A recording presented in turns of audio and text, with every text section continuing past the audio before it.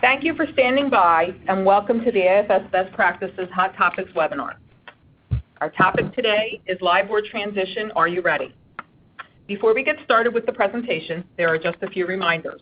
If you're experiencing any problems logging into the webinar, please contact ReadyTalk's customer care at 1-800-843-9166, and they will troubleshoot with you so that you may join the meeting. We are recording today's session, and therefore this call is in listen-only mode. We do encourage questions. Please use the chat area to your left to ask questions. Direct your questions to the presenter only, and we will leave some time at the end of the presentation so that we may answer as many questions as possible. You will receive an email tomorrow with a link to listen or download the presentation. Thank you for joining us today. Bill? Thank you, Renee. Good afternoon, everyone, and thanks for joining our AFS LIBOR transition webcast. As we all know, and has been well documented in the press, the events of 2008 revealed critical flaws in the process to determine and set LIBOR. Once the LIBOR situation was understood and given the broad scope and volume of financial transactions tied to LIBOR, it became clear that LIBOR needed to be replaced with a better reference rate. AFS's Best Practice Leadership Council is hosting this LIBOR webcast to help our clients and others in the industry prepare and improve their state of readiness for the transition away from LIBOR that is happening over the next year or so. A brief high-level survey accompanied the invitations to the webcast. Here are some highlights of the results. About 40% of our respondents have already determined the breadth of loans in their portfolio with LIBOR pricing, and about 60% of the respondents noted that a project team has been assembled and that they are in the beginning stages of their analysis. 85% of our respondents have not made any specific decisions regarding the transaction. This doesn't sound like a lot of progress, but it is progress from similar surveys on this topic where the results were more along the lines of we're thinking about it. We're seeing project teams assembled, we're seeing some initial analysis, and in some cases the introduction of new language into credit agreements. But we certainly need to step things up, gain some momentum in order for us all to be ready for this transition. And that's our goal for this webcast, to amplify the call to action on this LIBOR topic. Our subject matter experts today are Meredith Coffey, Ellen Heffernan, and Irene Blake. Meredith Coffey is the EVP of Research and Regulation at the LSTA, an ARC member, and is the ARC co-chair for Business Loans Working Group. Ellen Heffernan is the EVP of Operations and Accounting at the LSTA, and Irene Blake is the Managing Director here at AFS. Our agenda is as follows. Meredith and Ellen, our guests from the LSTA, will cover the overall market view and discuss the operational challenges. Irene will present AFS's findings and recommended actions, and we have allowed time for questions, so please send them in. And we'll also get some closing remarks from our subject matter experts. Okay, we're going to start today with Meredith Coffey. Meredith, can you take us through a little more detail on some of the history and the business context that led our industry to this LIBOR transition? Great. Thank you, Bill, and thank you for having us here today. Can you hear me okay? Yep, can hear you fine. Excellent. Terrific. Well, good. You went on to the next slide. Let's back up a little bit and start with why we need to prepare for LIBOR cessation. And the short answer for why we need to prepare is no one can, quote, make LIBOR stay. The reality is LIBOR may go away, and we need to be ready. That is just a fact. So what is LIBOR's problem? Well, we tried to illustrate this graphically on this screen. The red triangle you see on the screen is the 200 trillion, that's trillion with a T, of US dollar LIBOR-based contracts that are currently outstanding. The little teeny green dot that you see at the bottom of that big triangle is the $500 million of 3-month interbank loans, i.e. LIBOR loans that are made daily. What do we mean by this? One bank lending to another bank at or around LIBOR. Now those $500 million of trades create some data points. Those data points are used by banks to determine their LIBOR submissions. Those LIBOR submissions build the LIBOR curve we all know. And that LIBOR curve that we all know is used to price at $200 trillion of contracts. If something happens to LIBOR, like it becomes fragile or enfeebled or zombie, if it ceases to exist. Much of that $200 trillion edifice that relies on a LIBOR that doesn't really trade that much of that $200 trillion edifice is in trouble. That would be bad, and that could definitely happen. So what do we do? Well, the reality is the market has been trying to fix LIBOR for the past half decade. And the feeling now is maybe LIBOR just can't be fixed. Why is this? Banks have to be willing to submit LIBOR. Banks don't necessarily like submitting LIBOR. There's liability in it. Regulators have compelled banks to submit LIBOR, but they've also said they will stop compelling banks to submit LIBOR after the end of 2021. So we get to the end of 2021, banks may or may not continue submitting LIBOR, and LIBOR may or may not continue to exist. And here's why you have to take action. Even if you think there's a 75% chance of LIBOR continuing, you have to take action. Because if you don't take action, the downside risk is huge. So Bill, that's a little bit of a background on sort of the business context for why we are taking action today. Great. Thanks, Meredith. Now that we've heard the details about why we're talking about the LIBOR transition, what can you tell our webcast listeners about how the industry has organized itself to address this in a coordinated fashion? Excellent. Perhaps if you could go on to the next screen, we can start off with sort of the mega ARC, and then we'll go to the mini ARC. So the ARC is the Alternative Reference Rate Committee. Now this was developed by the Fed, starting in 2014, by the Fed and market participants, in effect to get us to a new reference rate. So the ARC began in 2014 with a major focus on the derivatives market. The reality is the derivatives market accounts for about $190 trillion of those $200 trillion of LIBOR contracts, so that's where the systemic risk was. So the Fed got together with a number of market participants, which you can see on the screen here, as well as a number of other regulators to develop basically a group that would get together, determine what a new reference rate ought to be and how to transition to it. Now this is the original ARC. If you go forward to the next screen, the reality is in 2018, the ARC was reconstituted to focus on cash markets. All right, so we come forward to 2014 to 2017, the ARC was really focused on the derivatives market. In 2017, they're like, oh, there's this cash market too, and we need to transition that as well. So in 2018, the ARC was reconstituted to also address cash products. When it was reconstituted this year, in that process, it created a number of working groups to focus on different products. One group it's focusing on is business loans. So we do have a business loans working group. And that is what you're looking at on this slide. The Business Loans Working Group is comprised of more than 50 institutions and 100 individuals. They comprise sell-side and buy-side institutions, borrowers, trade associations, and other expert market participants. These people know the loan market and are really focused on getting to practical solutions. They are not in the business of making recommendations that don't work.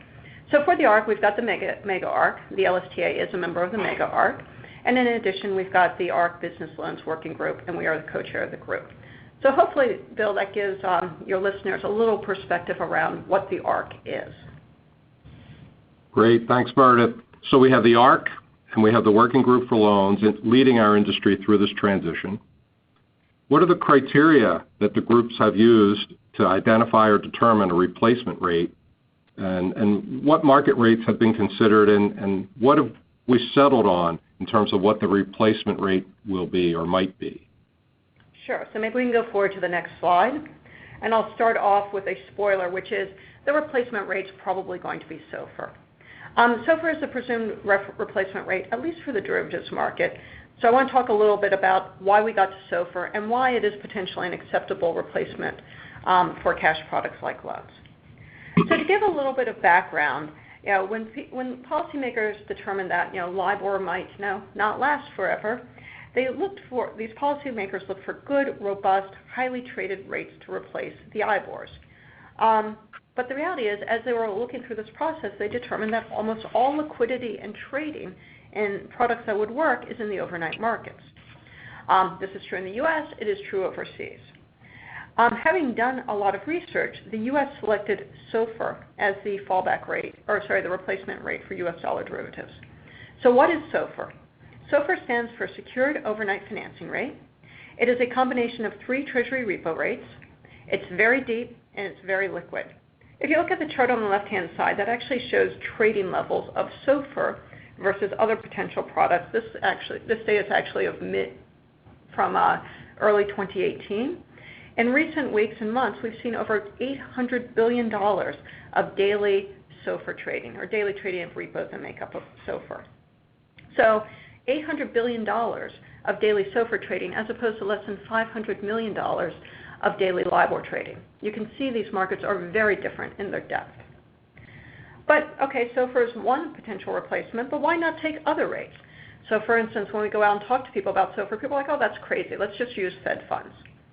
Well, if you look on this chart, you can see that Fed funds, there's not that much trading in Fed funds either on a daily basis. There's less than $80 billion of daily trading for Fed funds. There are fewer counterparties. It's highly reliant on the GSEs. And frankly, Fed funds is a policy rate. So using that as a benchmark rate could have monetary policy implications. So Fed funds, not ideal for that reason. Other people said, okay, well, what about 3-month T-bills? Again, if you look at the chart on the left-hand side, $13 billion of daily trading in 3-month T-bills. It is not a robust, unmanipulatable market.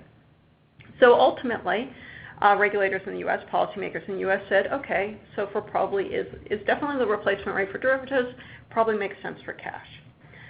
But you need to be cognizant that SOFR is different from LIBOR. First, it is an overnight rate, which we discussed, and secondly, it is a secured rate, and this brings its own complications. Because SOFR is secured, it should be lower than LIBOR.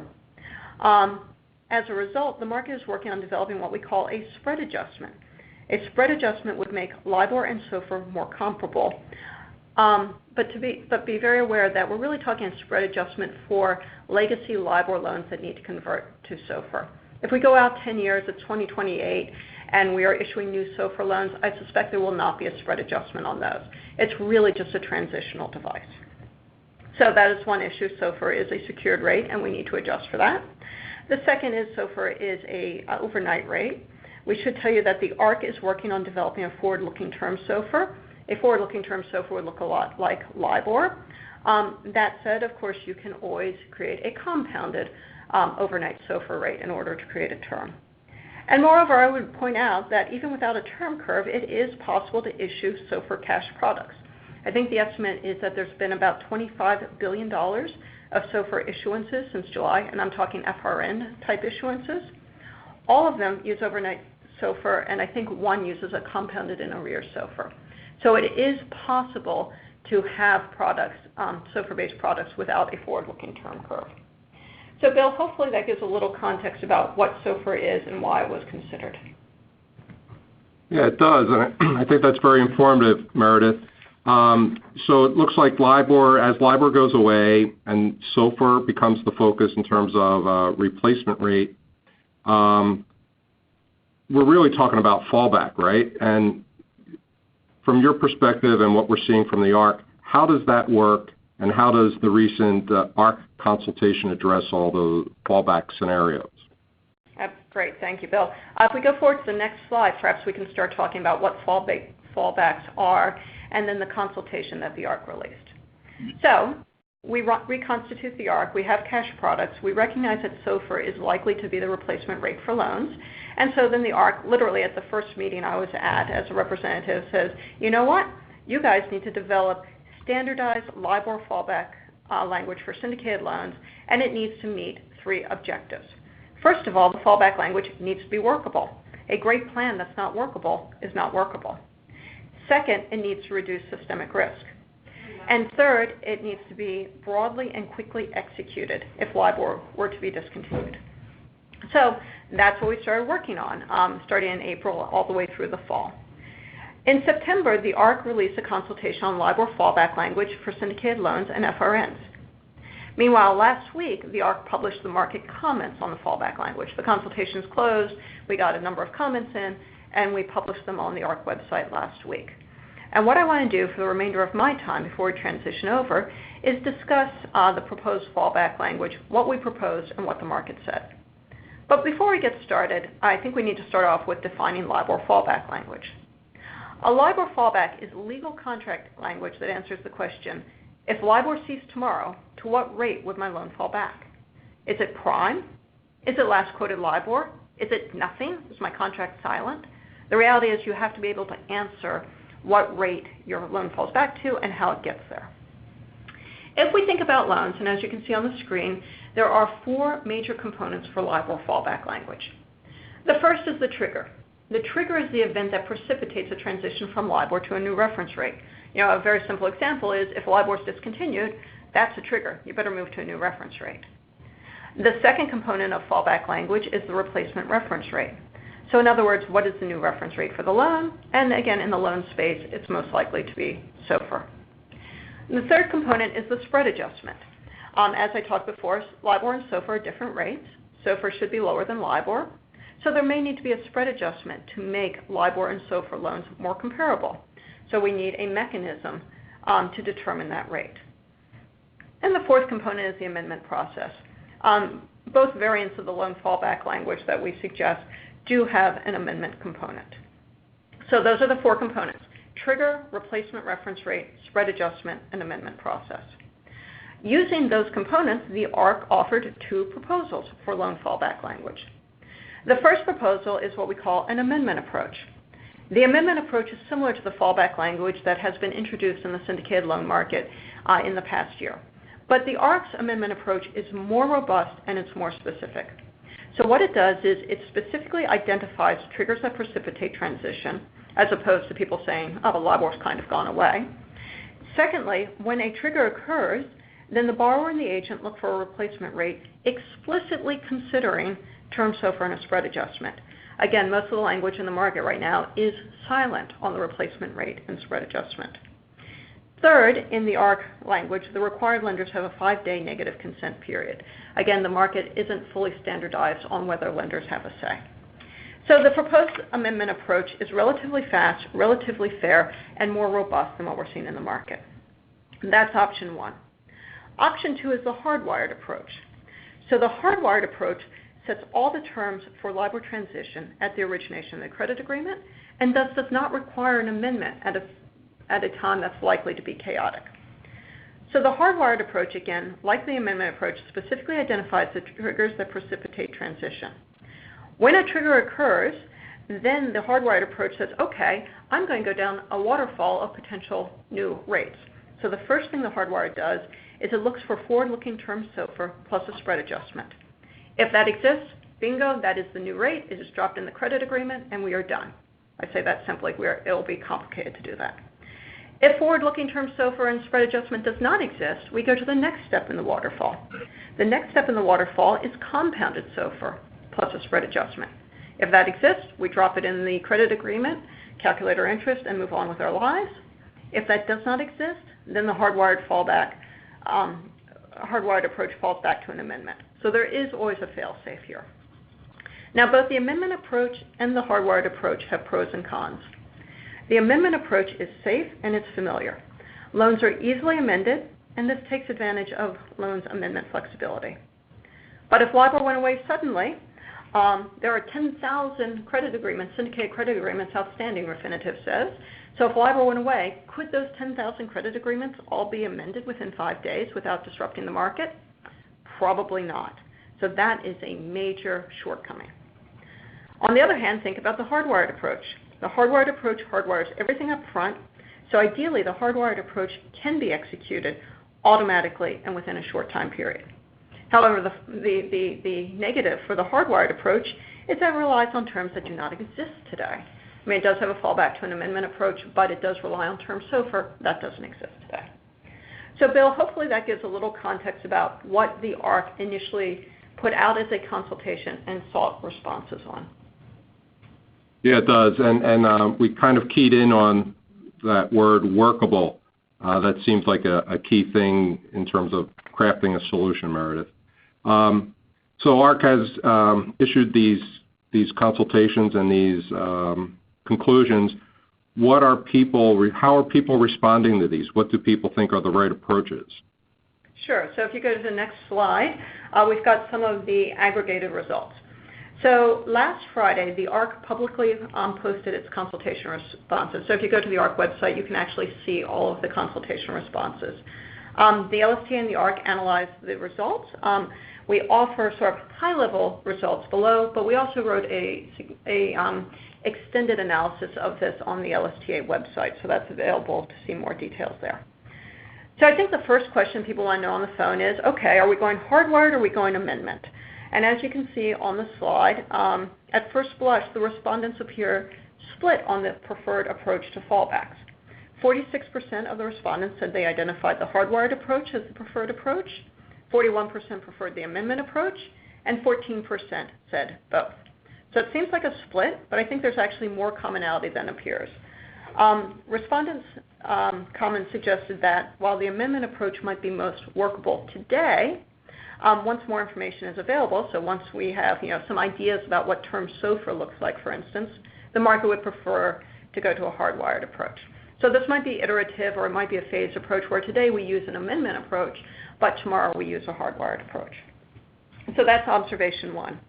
The second comment was on triggers. Basically, folks wanted every possible trigger they could get.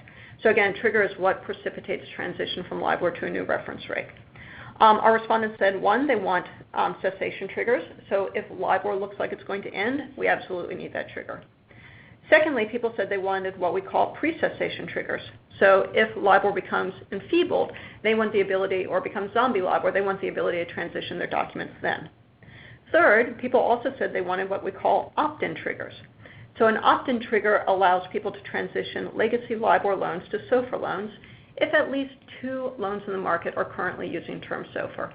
So in effect, once term SOFR becomes adopted, people want the ability to shift their legacy loans over without a massive amendment process or having to do a new loan. So the approach is mixed. People want all the triggers they can get. What about what rates do people want? 90% of our respondents said they wanted forward-looking term SOFR as the first step in the replacement rate waterfall. If they cannot get it, if forward-looking term SOFR does not exist at that point in time, 94% said the replacement rate should be a compounded overnight rate, and 70% said it should be compounded in arrears. So we know what the rates are. What about the spread adjustments? 91% of the respondents said the ARC should publish a cash product spread adjustment, and the ARC has indicated it's certainly willing to look into that. And this is critical probably for people on the phone, 100% of the respondents said the rates and spreads must be published on a screen, so there's no calculation by market participants. So all this information should be publicly available on a screen and be able to be pulled into systems that way. We also asked people to flag challenges that they saw. So the first challenge people flagged is, there were some concerns about not knowing the rate in advance if it is compounded in arrears, if that was the ultimate choice. People flagged concern about transitioning thousands of loans simultaneously. And people flagged other operational concerns like, multi-currency facilities, because we're really just talking about dollar facilities right now. They worried about different jurisdictions. They worried about alignment with derivatives, because bear in mind, derivatives are likely to fall back to compounded in arrears, whereas most people want loans to be priced off of forward-looking term SOFR. And of course, there are accounting and tax issues. So these are the high-level takeaways that we had from the consultation. And as I mentioned, this is very high-level. We have a more extensive analysis on the LSTA website. So Bill, I hope that kind of gives some high level of what we've learned so far. Certainly does. It gives us lots to think about, Meredith. So thanks for all that great information. I think it's time we need to hear from Ellen Heffernan in terms of how we're going to do all this operationally. Ellen, Meredith's brought us up to speed on the why of LIBOR, along with the details of the SOFR as a replacement rate, the triggers, the approaches to what happens when the trigger event happens. So how does the lender community support all this operationally, and what is the market expecting from the technology and operations side of the business? Some of this is probably going to be repetitive of what Meredith had just said, but the market is definitely expecting that the operations teams and the technology teams will work together to provide for a smooth implementation. But realistically, how we change our operational processes and practices, as well as our technology, will depend on how the rate is calculated. So I think the implementation will be quite different if we adopt a term rate that's determined in advance versus a term rate in arrears. But any way that we slice it, the market will welcome automation improvements from its technology vendors and partners. Banks and investors obviously will need to consider how and where they source and load the new rates into their systems. So as Meredith said, at a very basic step, the SOFR rates and SOFR spread adjustments will need to be published on screens. At a definitive time each business day, probably similar to LIBOR today, we'll have to define when the rate or rates for a contract period are established. Today it's 2 days prior to the beginning of an interest period, or will it be some other method? Ideally, the rates will be electronically consumed from those public pages and stored in the loan market systems used by both the agent banks and the investors, so that the interest can be accrued, receivables determined, borrowers invoiced, and payments matched against those accruals and invoices. There may be changes to accounting systems as well as agent and lender systems that we should anticipate. Updated rates will be required so that the investors and the auditors are able to reconcile positions much as they do today. So we'll need to know those interest accruals on any given day during a delay period, or during an interest period rather. Lenders are going to need the information as they calculate the NAVs on a daily basis. Systems, again, will need to store those SOFR rates and SOFR spread adjustments so that they can calculate delayed compensation. We're going to have an analysis of delayed compensation and see if that changes at all given the parameters of SOFR. Systems will have to, as she said, be able to handle multiple rates such as LIBOR as it is replaced by not only SOFR but SONIA, SARIN, TONAR, etc. We are going to have multiple rates at the same time, and as some of those are risk-free rates and others are not, there's going to be variation as to whether or not the spreads will be included. If the different reference rates are published at different times throughout the day, there's potential for creating confusion. So we may want to orchestrate this so that they're published at more or less the same time so that the systems are updated simultaneously. The systems in continuing to maintain LIBOR contracts as well as the contracts that move to the replacement rates will probably happen at the same time. So I wouldn't expect necessarily that one will stop and the next will begin. So this is going to be quite an orchestration, I think, to make this happen from an operational standpoint. And, as she mentioned, Treasury departments will have to match funding, et cetera. So there will be many, many issues there as well as with the hedging requirements. So we'll have high reliance on their vendors in the market. We will. You will be very well needed. Okay, well, it sounds good, and good point about the impact on delayed comp, which is also tied to that. It's like everything is tied to LIBOR at some level. So there's things we know about what's coming and things we don't know. So there's probably a lot of preparation that we need to be doing to be positioned for the new information that's going to emerge in the future as this evolves. Besides listening to webcasts like our webcast here today on this LIBOR transition, do you have any advice for our market participants on things they can do or can be doing today to ensure that they're as best prepared for this transition as possible? From operational and technology perspectives, there really needs to be sufficient runway for the systems and procedures and processes to change.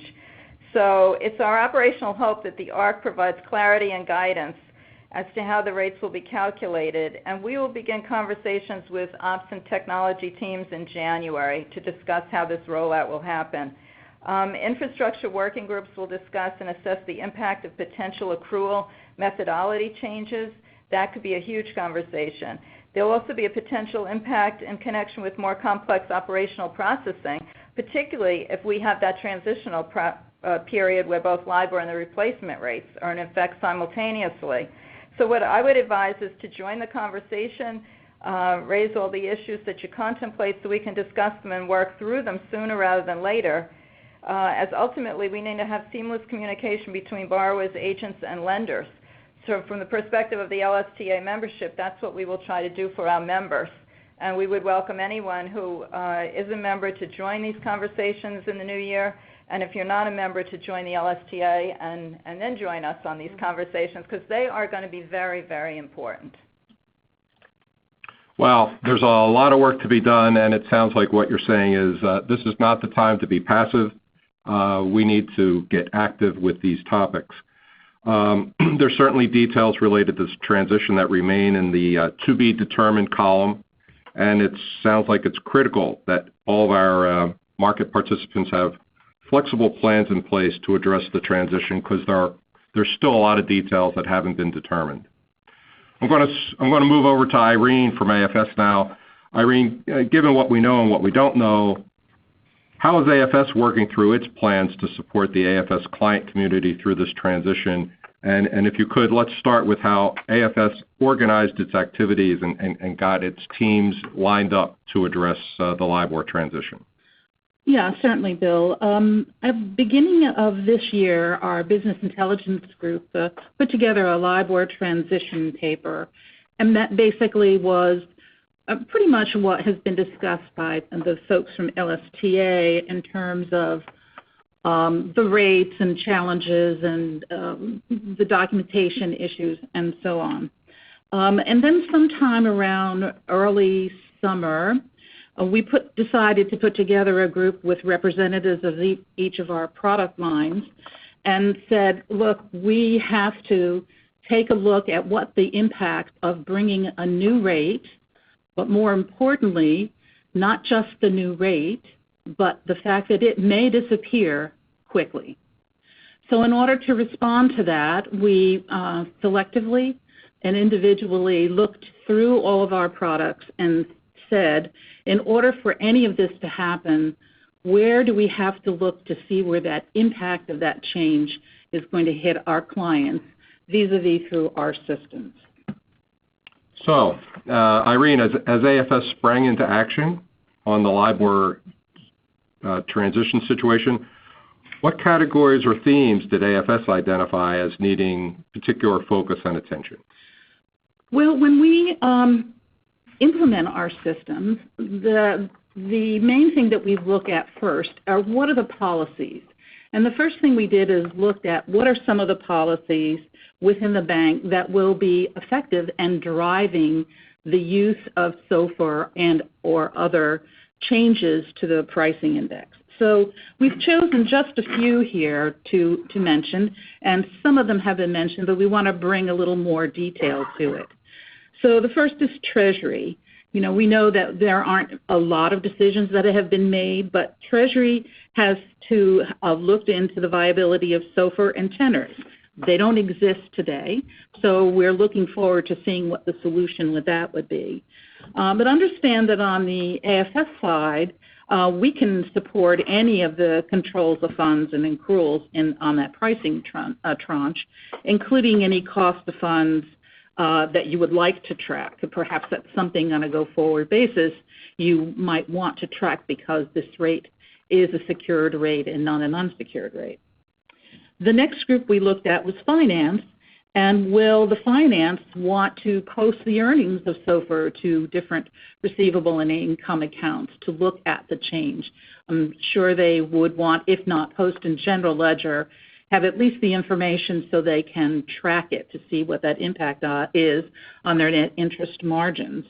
And by the way, AFS supports today the posting of income to different GL accounts through the use of our coding and our standard interfaces. So one of the things we're going to do is, as we go through, show you where AFS for our product folks will not be impacted or have an opportunity to have processes in place to manage it. Then we looked at credit. Has credit determined if there are restrictions on the use of SOFR? So one of the things we looked at is saying, you know, SOFR is out there, but are there products, are there high-risk products that they might not want to use it on? Maybe they only want to use it on best customers or whatever. So it's important for us to provide the ability through our workflows to say, okay, if it's this kind of customer or this product type or whatever, only present those rates that you want to use for those kinds of loans and step aside from a SOFR option. Renee, next slide. Okay. And we have two more, and one is your pricing policy. Obviously, it's the same thing in terms of how are you going to use SOFR and that adjusted amount for LIBOR pricings, particularly the ones that will straddle the LIBOR cessation date. We have multiple ways that we can track that adjustment as an additional spread from SOFR right in the actual rate index. You can add another interest charge to show it to the customer. I don't know if people would want to say, "Oop, I don't want to show it, but just do the blended rate." We can add the adjustment to the index as well. So there are a lot of options that are available to you today to do that and to use for purposes of a rate just for that straddle period and then your regular SOFR rate. And by the way, all of those can be controlled through our workflow options. Lastly, and certainly not least, is legal. And as the LST folks said, documentation is going to be critical for the bank to cover their risk exposure here.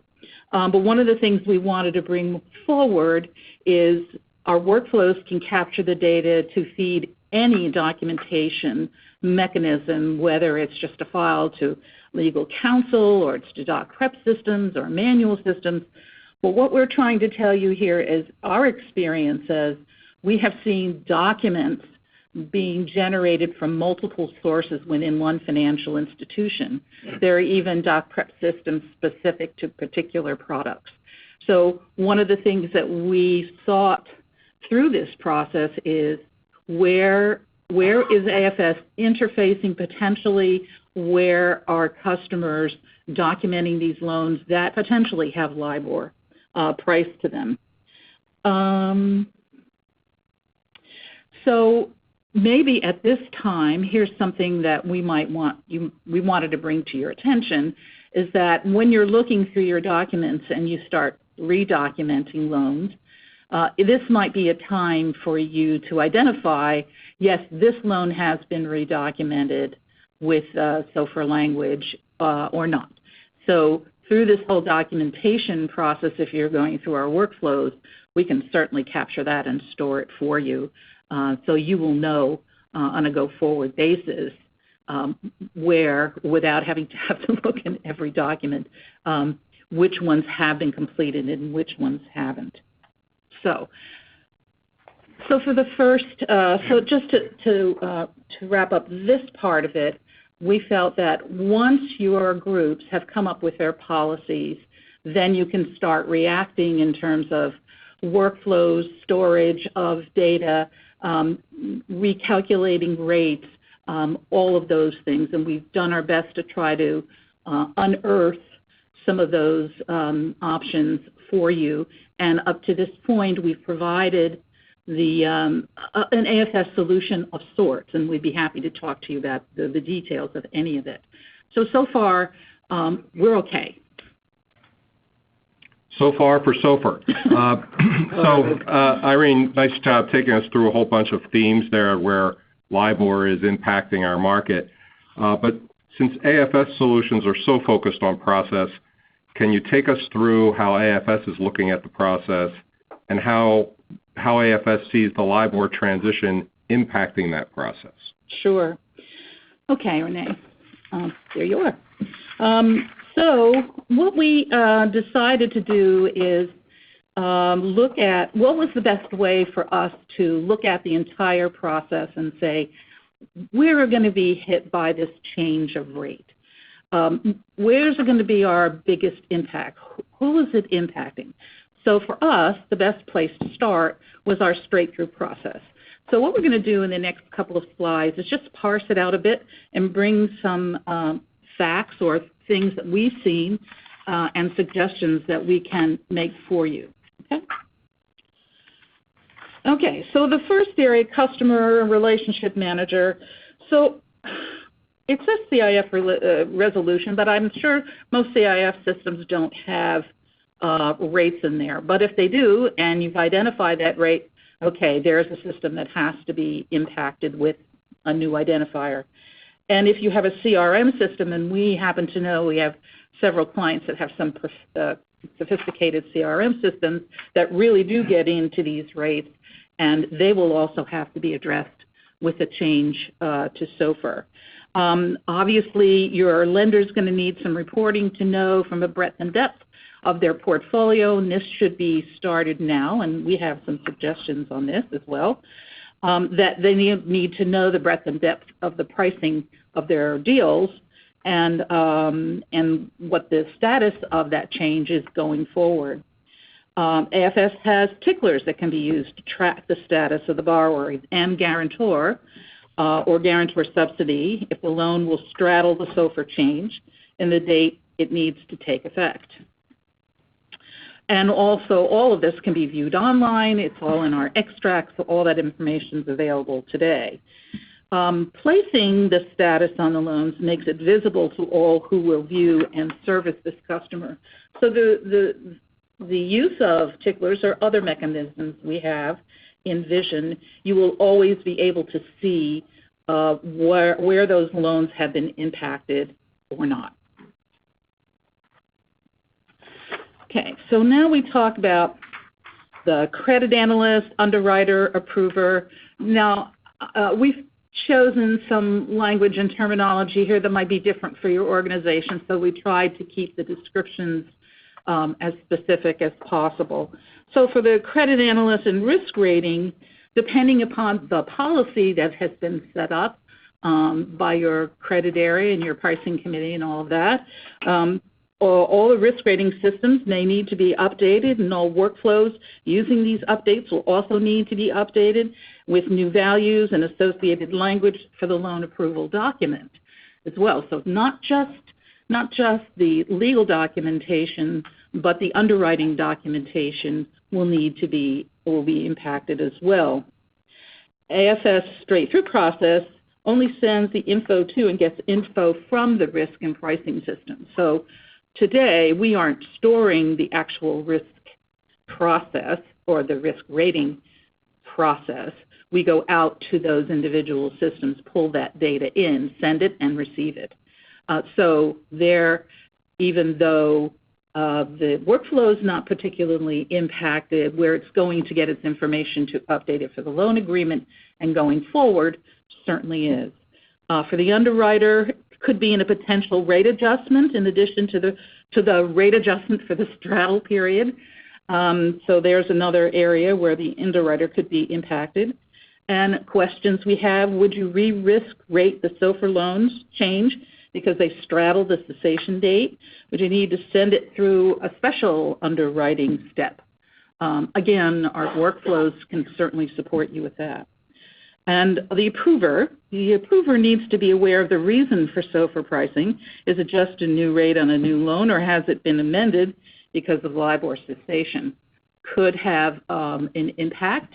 It will probably be very dynamic in the fact that it is touching your customer intimately, I will say.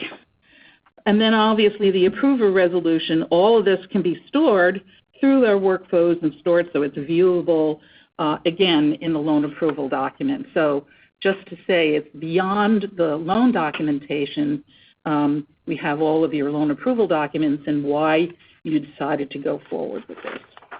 Okay. Then the next area is after everything has been approved, the actual document preparation and your loan closer. As has been discussed earlier, everyone is going to be going and looking through how their documents are written. Do they want to change their language? Is the language okay? Do you have to redocument? And so on. Of course, in our process, we feed doc prep systems, if indeed you use our workflows to do so. But it's, yes, standalone systems. You've got templates. You have specific systems just to print documents for a specific product. AFS feeds data to the doc prep systems, but also allows for manual update of data. And the questions that we have, will your automated and manual systems need to ID that this is a document related to a LIBOR cessation process? In other words, is there special documentation other than new terms for pricing that you want to say this is because specifically of a cessation of the rate? Will there be a need to track the new doc and supporting systems and outside counsel to keep track of where you are with them? And on the loan closer, the impact of the loan closer needs to be aware of the newest pricing and if all documents and forms have been updated appropriately, especially if you're going to do something special where redocumentation is concerned.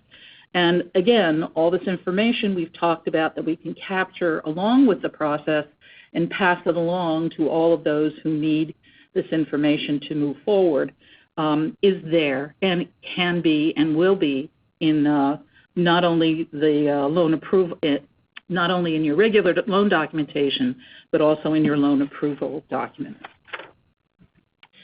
And last but certainly not least, we looked at the funding analyst. Okay, you've pressed this magic button and the loan's been dispersed and or not dispersed, or rates have been changed and you're passing it on to your operational area. Normally your funding analyst and your ops group are not responsible for it, but some clients have expanded the role to look at key fields for verification. If this is a very dynamic change that's going to happen to your portfolio, perhaps you want a separate step to take a look at it, to another pair of eyes, just in case. I know we are advocating the use of our workflows. We can ensure that that information is verified along the way, and just sort of suspenders and belt kind of approach. But because it's so critical and massive, we are suggesting perhaps another step or adjunct step to this. So we can work on the verification. Processor impact. Your processor needs to be aware of how the rate adjustment is handled. They need to know the difference between loan rates were changed to SOFR because of cessation versus a new loan with a new rate. Cannot be allowed to use old LIBOR rates, but be able to post payments for LIBOR. Now, this is a critical piece. If LIBOR does go away, you will obviously have some receivable outstanding. You will need to be able to post the payments to it and monitor your past dues, but you certainly don't want new loans impacted with this, the ability for folks to put LIBOR on new loans.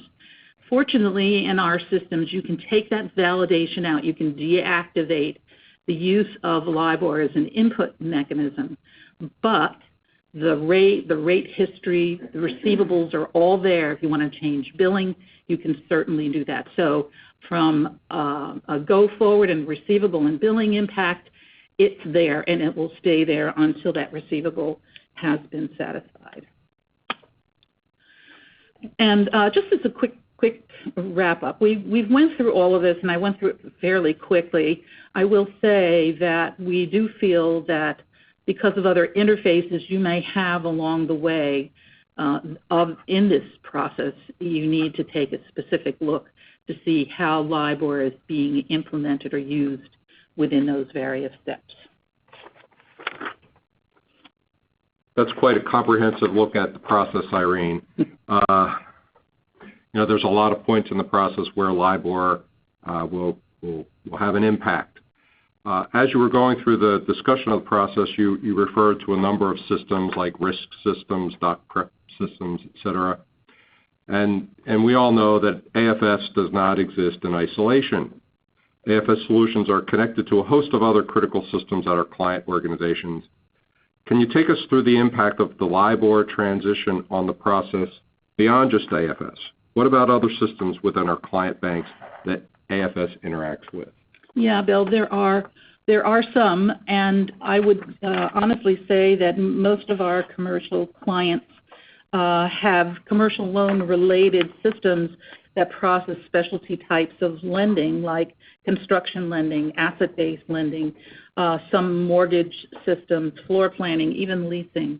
Why we bring this up is that we have experienced over the years that our clients will process their loans on that because of specific functionality and characteristics that they need to support their business event, but many of them will interface those loan systems with our legacy accounting systems. And through that process, they decide the system of record for things. And what does that mean? Well, that means let's take a construction loan system. They'll bring the loans the principal balance into our loan accounting system. They have the rates, and they will do billing. They'll use the exposure. They'll use the GL, but they might use the construction system for a specific bill, the detail bill of the construction project. And they also might do Fed reporting off of there. They might do some other notifications to the borrower from that. So now you've got two systems, both of which have to be updated with whatever new pricing, if indeed your supporting systems use LIBOR and it goes away. And they all have to be done simultaneously. So there's a big challenge there to determine how it's going to be impacted.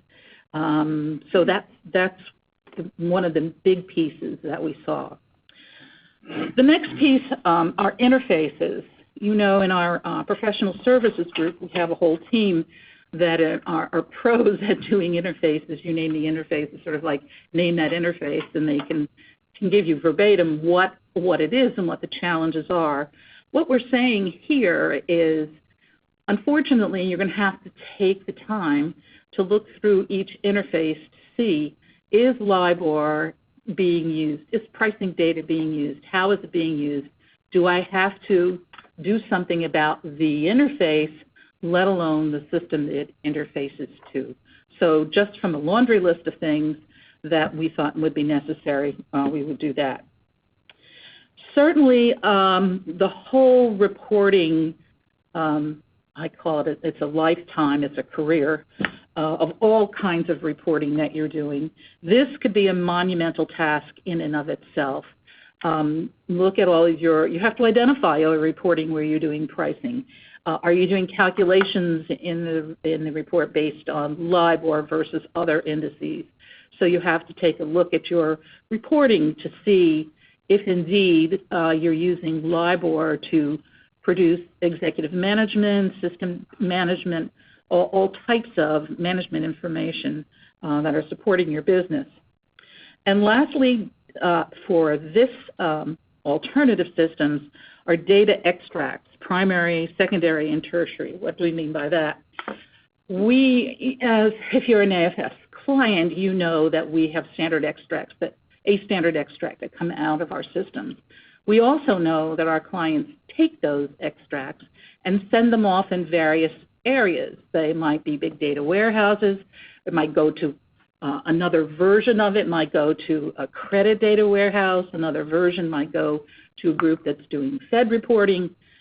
All of those have to be looked at. And what I mean by tertiary means, okay, I send it a big database of data for regulatory reporting, but they're going to take out specific loans to look at them to fulfill maybe just parts of it, and they'll do it piecemeal to get the reporting done.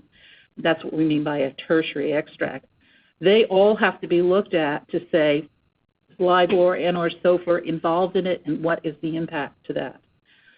So Bill, when you said to take a look at other systems involved, yes, AFS doesn't reside in a single universe, but it certainly has an impact in terms of taking the data and moving it through the financial institution. Okay. So the more we talk about this, the tentacles of the LIBOR transition and its impact on the industry just keep expanding, and we're going to expand them again because we can't forget about the borrower and other stakeholders like guarantors. And what about those, and how do all the other stakeholders fit into our AFS clients' ability to prepare and be ready for this LIBOR transition? Yep. And do you have any other considerations that AFS has identified? Yes, there are a few. So first of all, let's look at customer communication. Obviously, your customer is going to be the most impacted. I mean, we can talk about all the steps we have to take in our institutions to support this new pricing and the financial and risk impact that it'll have on the bank. But there's most important is your customer and how you're communicating with them. It's really essential the borrower be informed, whether officially, unofficially, or notified that LIBOR will no longer be a pricing option.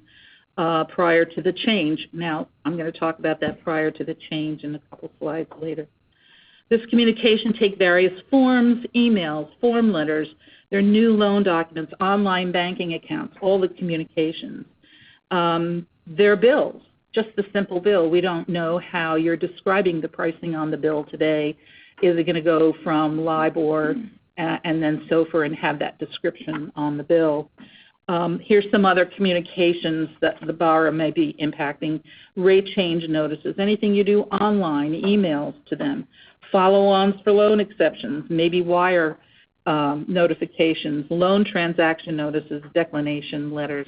And we're saying all digital communication channels need to be reviewed to see if you need to add a little statement, stating, here is the change that we've let you know about it. From a marketing perspective, your brand can be negatively impacted if you don't communicate properly with your customer.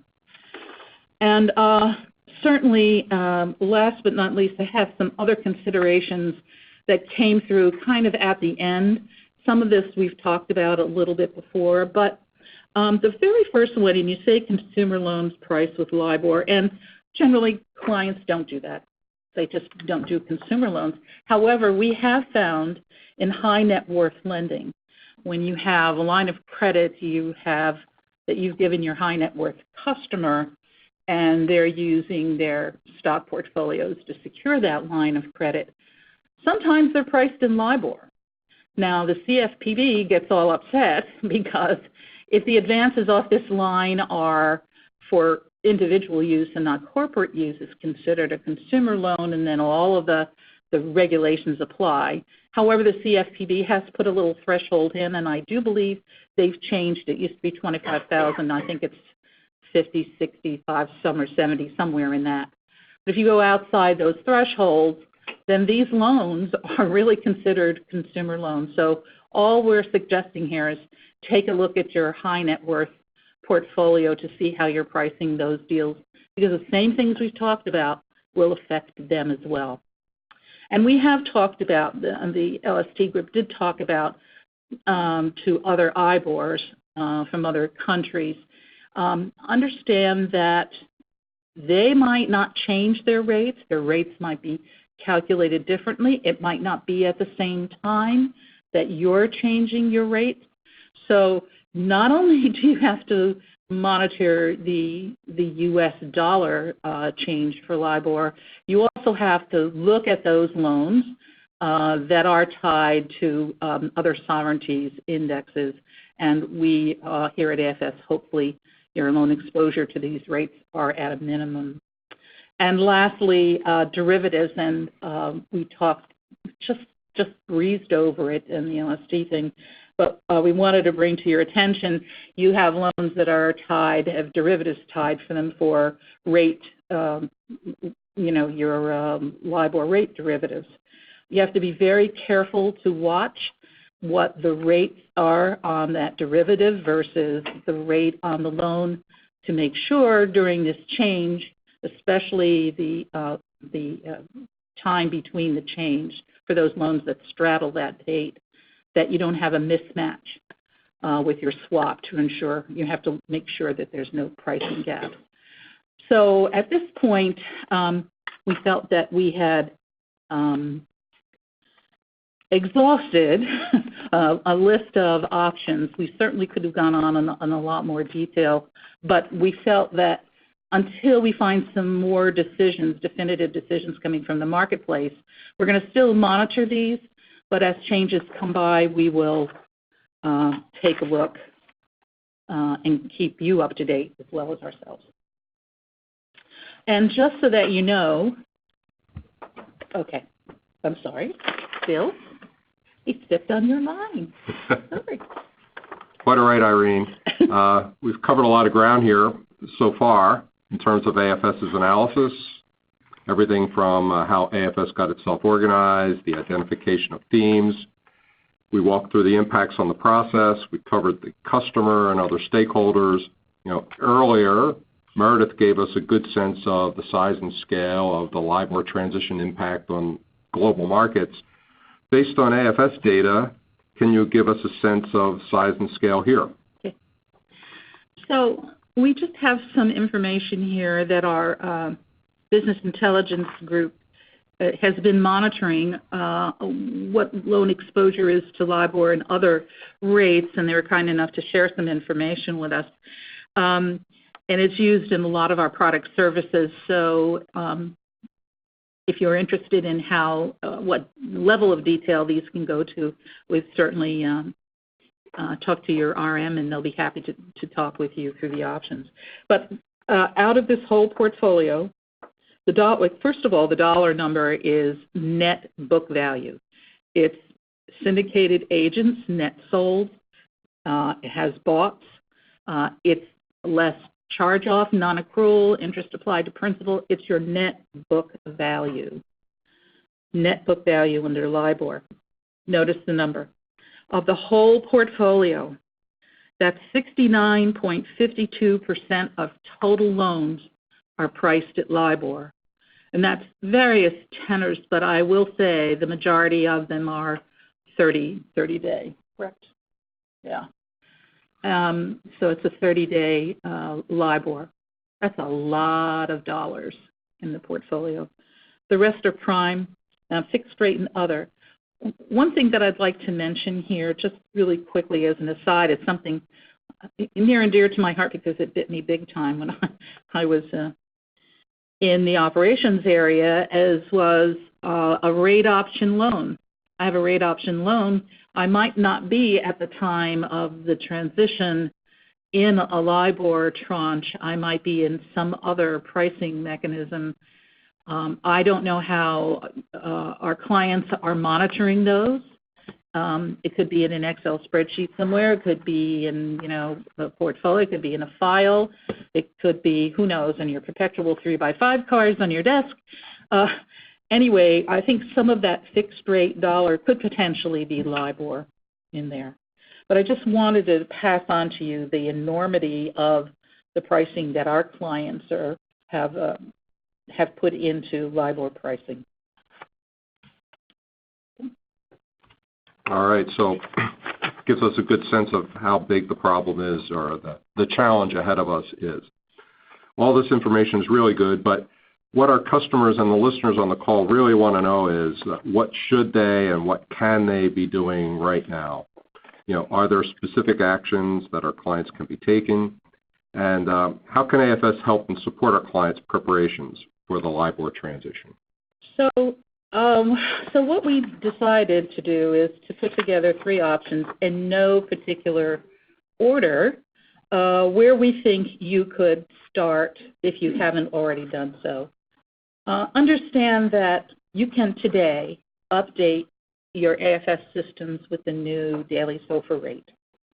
The indicative information, the rate history can be out there, but all we say is don't put it in your validation tables, and you can get that done now. And you can get into the process of, okay, let's update it and use it.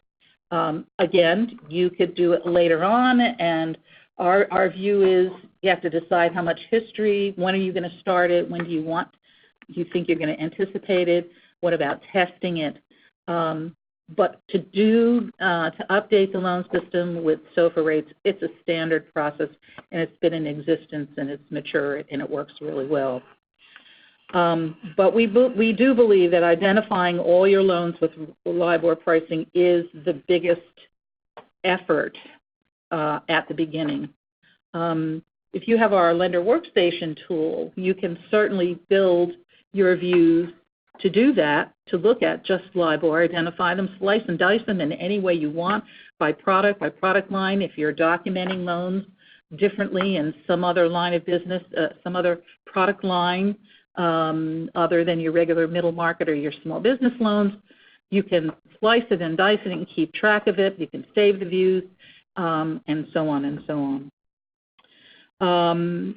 Also, you can check out your option price loans that I had talked about earlier, and I say that again only because it brings back very bad memories to me.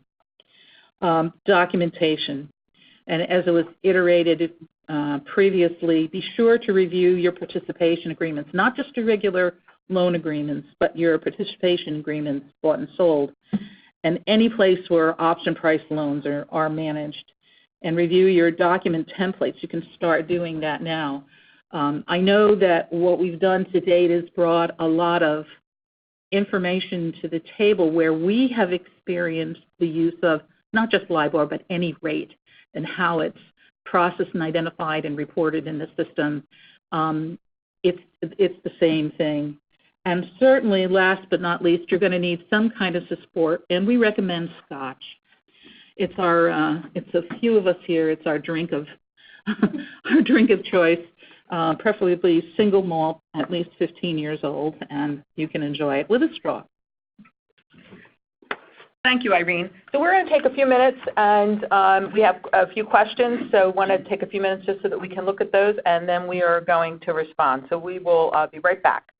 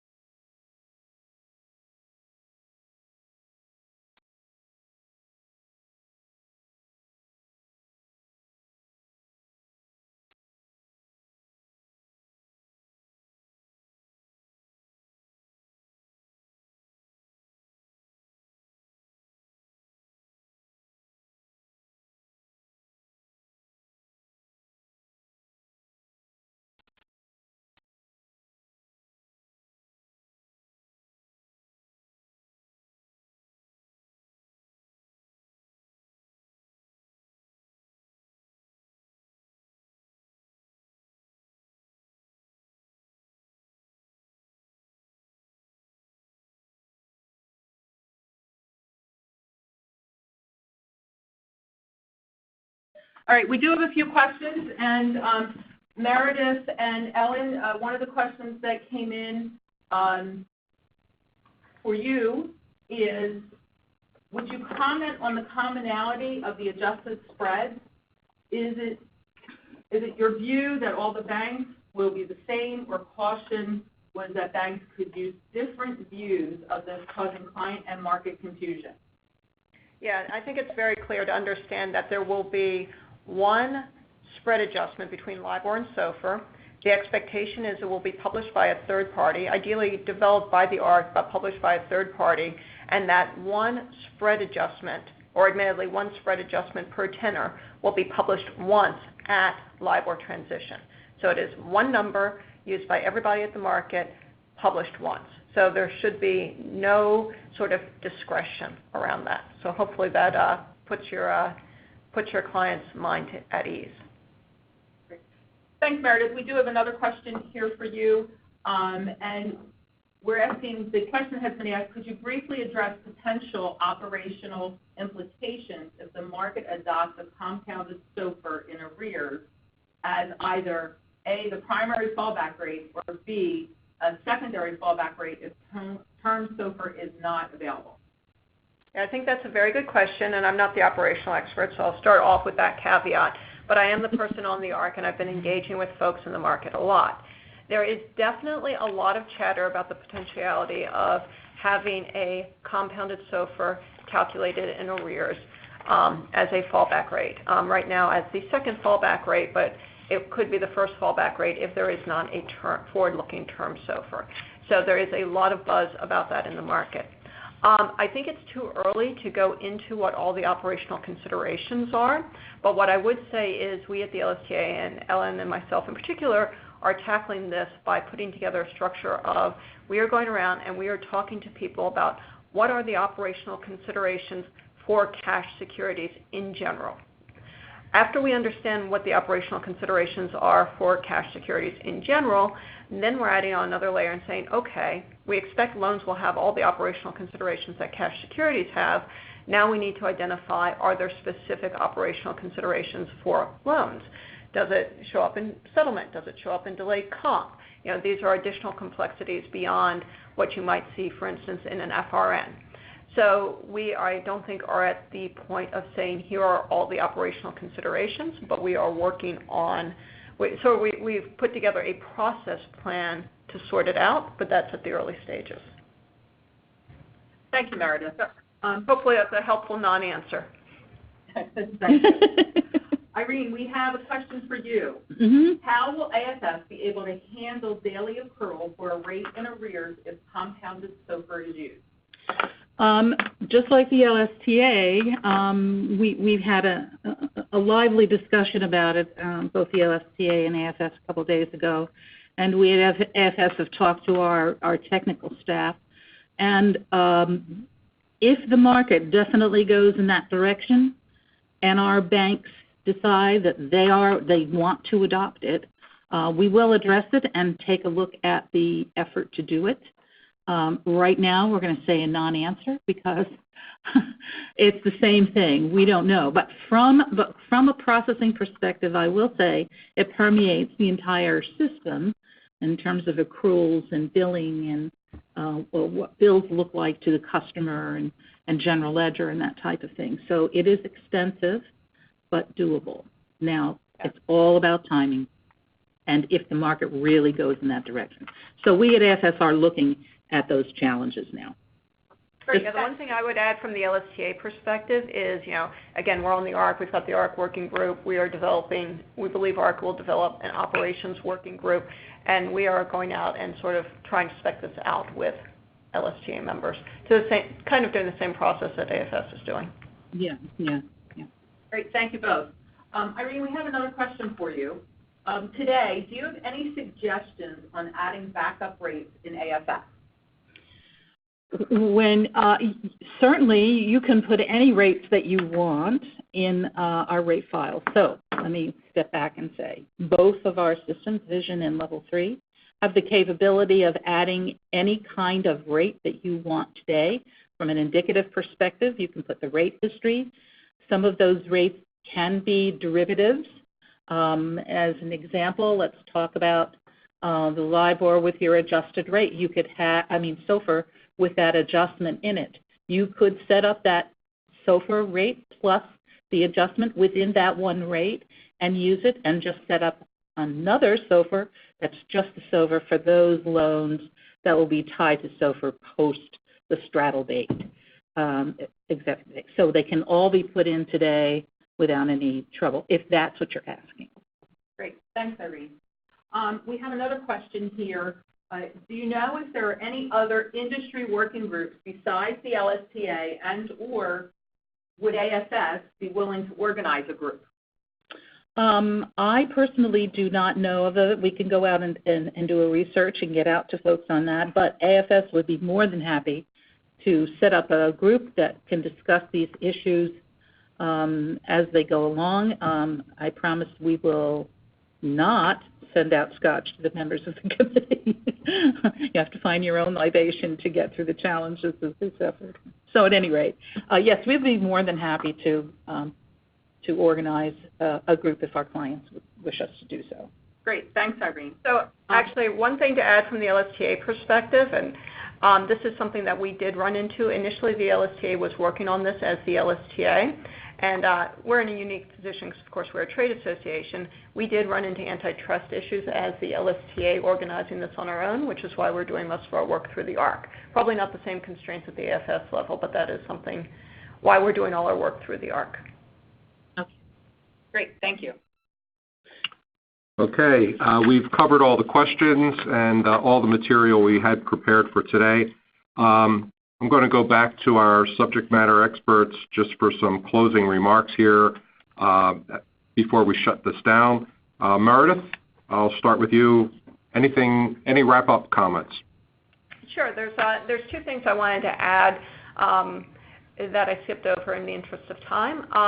So as I mentioned previously, we have the ARC syndicated loans consultation that was out, is closed.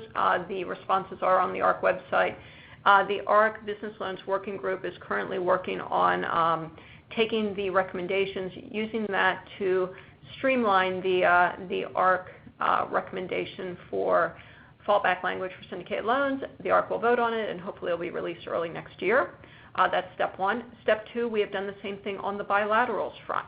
So I know a lot of AFS members, our clients have bilateral loans. The bilateral consultation was released last Friday. It is available on the ARC website. The bilateral loan consultation looks a lot like the syndicated loan consultation. It clearly has some differences. You don't have a lender group vote and things like that. But the biggest difference between the bilateral and the syndicated loan consultation is there's specifically a hedged loan consultation and draft contract language. So to the extent that people are concerned about making sure that their loans and their hedges match, that was taken into consideration with the bilateral consultation. So I wanted to flag those two issues for folks on the phone. Good points about the bilateral space, Meredith. Thanks for including that. Ellen, any closing remarks from you? I mean, maybe just that there are also tax and accounting working groups working through the ARC that are basically trying to get approvals that when the rates are changed, those would not be considered as material modifications for either tax or accounting purposes. I'm hopeful that will be the reaction of the IRS and the FASB. Otherwise, there'll be a need for some modeling to see if we pass the 10% test or don't. But hopefully that won't be necessary. But we are working on that as well. So if we could make a complicated topic even more complicated, our taxing authorities will help us out with that. Irene, we'll wrap it up with you in terms of closing remarks. Anything you want to share with the group here? Yes, I think the most important thing is to start your LIBOR project now for real, for detail. Start getting into the details of every step. If you see LIBOR any place in your organization, we recommend that you take a look at it and how it's impacting you. From our perspective, my personal perspective, this is not a journey. This is going to be a sprint, and it's going to be a sprint from my view that in the event LIBOR ceases, if that happens quickly, you have to be ready to make those changes quickly in your organization. And so that's what my final thought is. And as always, AFS will be available to help you and will keep you abreast of the market direction and how it affects your AFS products. And we will communicate that with you. Okay, so it sounds like stop thinking about it and let's get moving. So we're pretty much through this webcast. The AFS wants to express its deep appreciation to Meredith and Ellen from the LSTA for participating in this call. And we thank all of you on the call for your questions and for listening. AFS is preparing a mini-session series to use this platform to engage with and work in partnership with our clients on the LIBOR transition topic. Please follow up with your AFS relationship manager to participate in the LIBOR transition mini-session series. As more information becomes available and technology and operational recommendations emerge, AFS will schedule more webcasts on this topic, so you'll be sure to hear about that. And there will definitely be a LIBOR transition segment in our next AFS Leadership Summit that will take place in the spring of 2019. That's it, and that concludes our AFS LIBOR transition webcast. Thank you, everyone. Thank you, and as a reminder, we will be sending out an email with a link so that you can download and listen to our presentation. Have a good day.